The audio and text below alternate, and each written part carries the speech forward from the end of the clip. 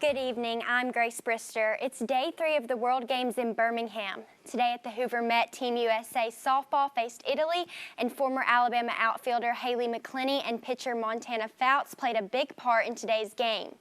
McClenny was in the starting lineup for the Americans, and she scored the first run of the game after Oklahoma's Kenzie Hansen singles one up the middle for Team USA in the top of the first, and McClenny went 1 for 2. Fouts came in the bottom of the 5th and played to the end. She got 7 strikeouts in today's game, and Team USA beats Italy 6-0. Team USA is currently in its second game of the doubleheader against Chinese Taipei.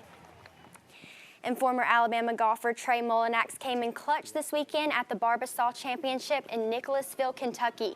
He makes a 14-footer for birdie on the 18th hole of the final round, putting him at 25 under to get a one-shot lead over Kevin Streelman and secure his first ever PGA Tour title. The win secures him a final spot at the 150th Open at St. Andrews, and he left for England earlier today. Mullinax said that the last time he gave a fist pump like that was after his win in 2014 at the National Championship with Coach Sewell at Alabama. Mullinax says that this kind of finish is one he dreams about, and he discussed what was going through his mind in those last few holes. The wind was a little bit off the right, and I hit it exactly where I wanted to, thinking the wind might push it a little bit. It was an aggressive shot, but at the time it called for an aggressive moment. And so, you know, Kevin hit a great shot in there about 9 feet, 10 feet. And so I knew he's been putting really well, and I knew that I had to, you know, at least give myself a chance, and bailing out left was not it. And so we took an aggressive line, and I hit a great shot. Former Alabama guard Keon Ellis followed up his big performance yesterday at the NBA Summer League with another double-digit outing this afternoon, leading the Sacramento Kings against the Pacers. And Ellis played lights out, scoring 15 points with 6 assists and 3 steals, as well as hitting 3 threes. Ellis has continued to show promise as a shooter from the NBA perimeter and has showed great passing ability. The Kings would go on to defeat the Pacers 103-96 in their first win of the Summer League. And this week, Para hosts its 4th annual Alabama-Dixie Youth Baseball Division II state tournament at Bowers Park. The 8U state champs are South Bibb, and the 12U state champs are Arlington. The 10U game went under weather delay, so Winfield and Fayette will compete for the 10U title tomorrow.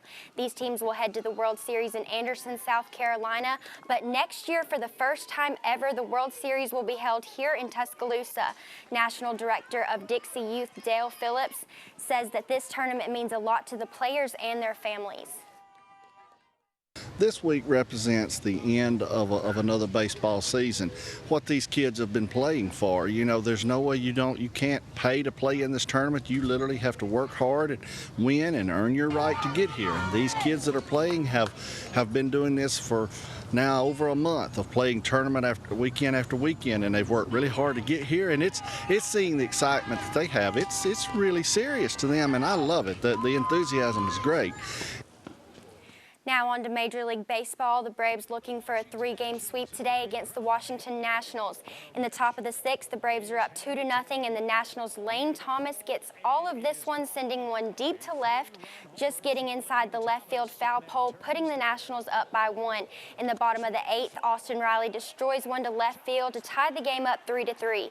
Now to extra innings in the 12th. Dansby Swanson is on second for the Braves, and Riley saves the day again, sending it out to left and sending Swanson home.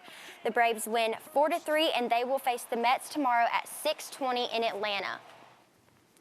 The Quaker State 400 was this afternoon in Atlanta, and a Georgia-born driver took the victory for the first time in almost 30 years at Atlanta Motor Superspeedway.